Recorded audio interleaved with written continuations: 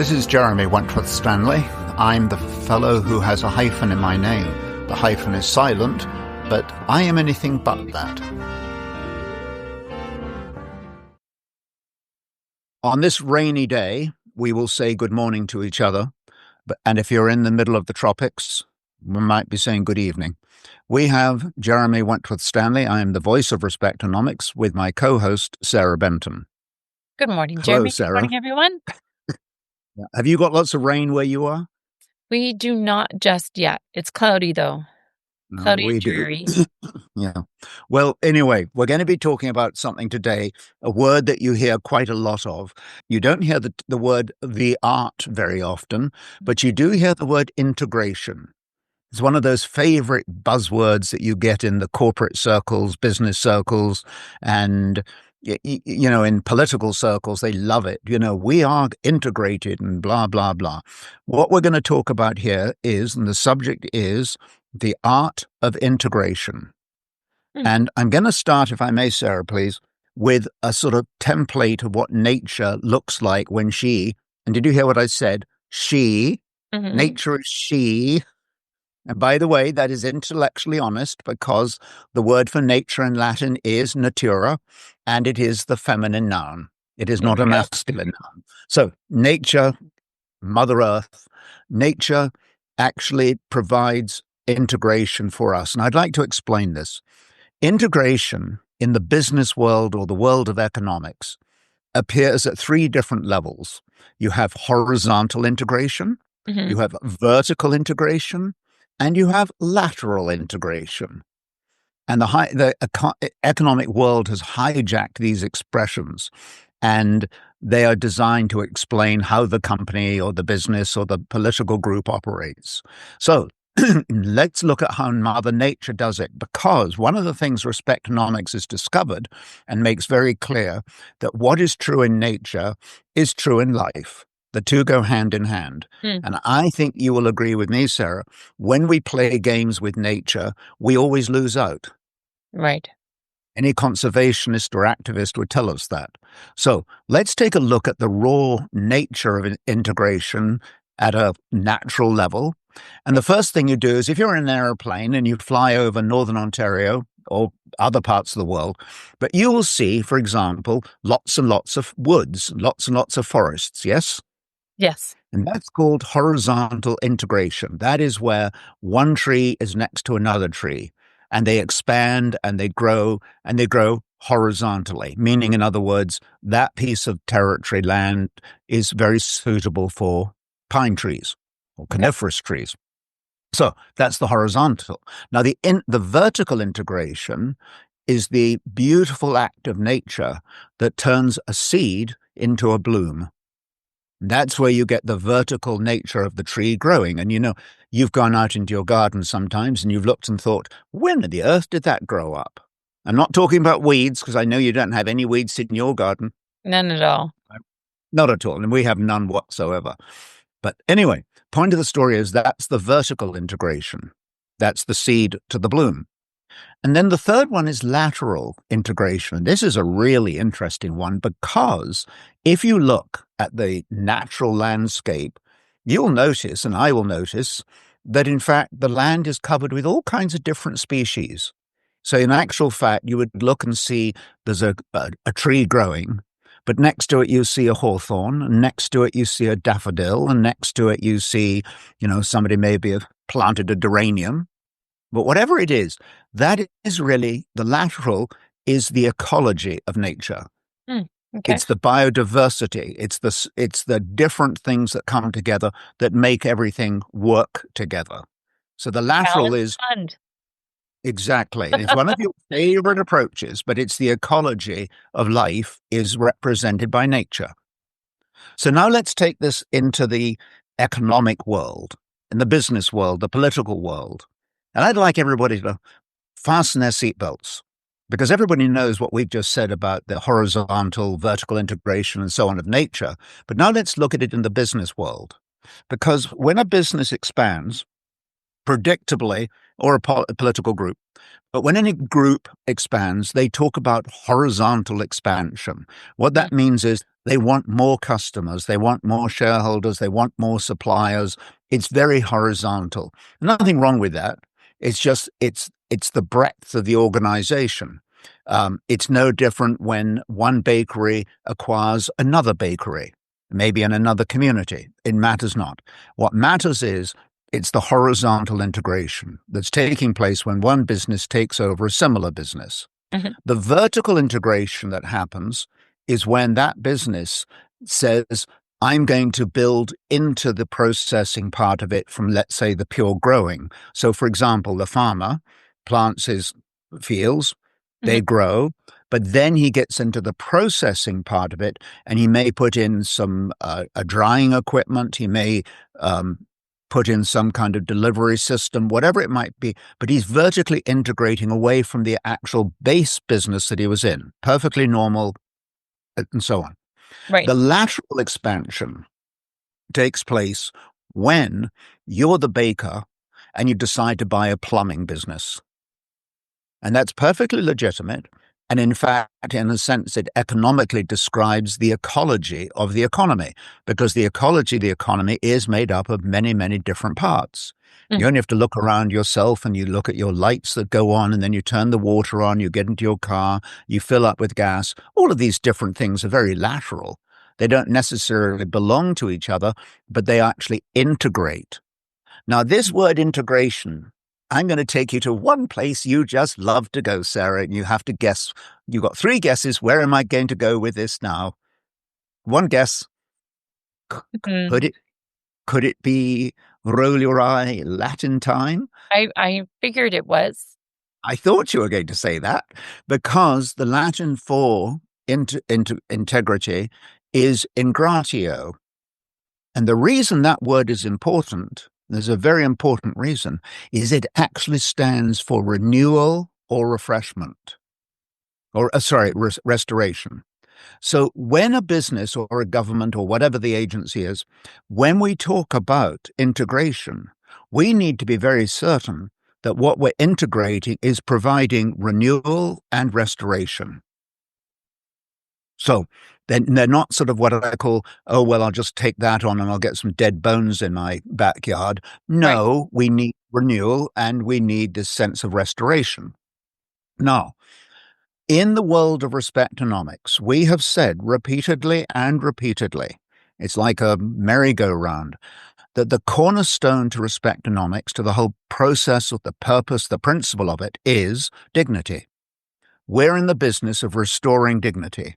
Right. So when a business or a government, whoever the entity is, when that entity engages in this process of integration, be it vertical, be it horizontal, be it lateral, the underpinning currency has to be dignity. In other words, are we dignifying our current shareholders, our current suppliers, our current employees? How many times have you seen a business expanding and you find out that the existing business is allowed to slip away? Mm. That's a lousy expression or a proxy on dignity. So applying the principles of dignity to any of these three integrations is essential to the continuity, the growth, the prosperity of that entity, that business, that political party. Does that sound reasonable? Does. So we're into the business of integration. When we integrate, a number of things happen. This, again, we have repeatedly said that when you integrate one with another, again, whether it's horizontally, vertically, doesn't matter. When you integrate with dignity, what you create is loyalty, you create innovation, you create courage, and a word that is disappearing rapidly is you encourage transparency. Mm. When you're all well put together as a human being, you become very transparent. You become very familiar with yourself, and you allow yourself to be familiar with others because you are at peace with yourself. So when you have this sense of integration, when that dignity is allowed to flow through all the sinews of the business, whether it's in the accounting department, whether it's at the janitorial department, wherever that business is, the key is allowing that dignity to flow freely. Because when it does, again, you get the loyalty, you get the innovation, you get the courage, you get the people who are genuinely interested in the business. And here's one other thing. Not only do you get the genuine interest, and you know this from all your career experience, that when you're well integrated, you have fun. Mm-hmm. You have a smile on your face when you go to work. In fact, it's no longer called work. It's a place to go to because you enjoy being there. Right. So this business of integration is fundamentally, foundationally important. Nature shows how it works. Nature tells us very clearly when we mess around and we think we know bigger and better than nature, how come she always comes back with a harpoon and drags us another direction? Does it all the time. So I'm going to take out all these trees because I can grow more corn. Well, then why is it that we get erosion of the land? Why do we get, lack of protection? Why do we get wildlife that can no longer survive effectively? Integration is a biodiversity, and it's one that we need to take responsibly, and we need to be very clear on the underpinning, I call it the currency, which is dignity, and it's respect. And that dignity and that respect starts with oneself. Because when you have self-dignity, when you have the value of self, then you're in a position to express that into other people's lives. Mm. If you're the CEO, if you're the leader in any shape or form, a leader in a marriage, a leader in a society, a leader in wherever it is, the key to that leadership is understanding and expressing the dignity that you have in yourself into the lives of others. Now, there's one other place that we always do this. Is almost like a sort of catch. You just think you've got into the final base, and then somebody says, "Oh, by the way, there's one other thing to think about," and there is. Every business today will talk to you about integrity. It's written into every balance sheet, every income statement. You can almost hear the chartered accountant saying, "Yes, this is all based on integrity." Yeah, yeah, yeah, yeah. So we've all got integrity and we've all believe in it and the wholeness of it. There's one thing that business does that we do as individuals, and it's worth spending a minute or two thinking about it, and that's the business of outsourcing. Mm. Because we as a business outsource because the other business can do it better. My favorite example is, no rolling eyes on this one, Rolls-Royce. Rolls-Royce used to manufacture their own ignition coils, and they would wrap the lines and the wires around the core and all that good stuff, and they built this unbelievable ignition coil that was so reliable and wonderful and had Rolls-Royce stamped all over it. Well, you can imagine that that was very labor-intensive, capital-intensive probably, and eventually they jetted the business out. They outsourced it to Lucas, and Lucas made the coils for them. And that, in fact, in economic parlance, that's totally reasonable, that someone else can do something, they can do it as effectively, same quality control, and so on. But there are two risks to outsourcing. And so many businesses do it today. You've seen it in the world of HR, which is a word I hate using, human resources. I'm reminding our listeners, it's human treasury. Mm. Yes. We are a treasure of human beings and a treasure of human talent. We outsource a lot of the personnel work and that kind of stuff. We outsource all kinds of things. I know when I got my pension, I found out that I was actually talking to an outside agency. Didn't know that at all at the time. But anyway, one of the problems with outsourcing is you don't have the same quality control.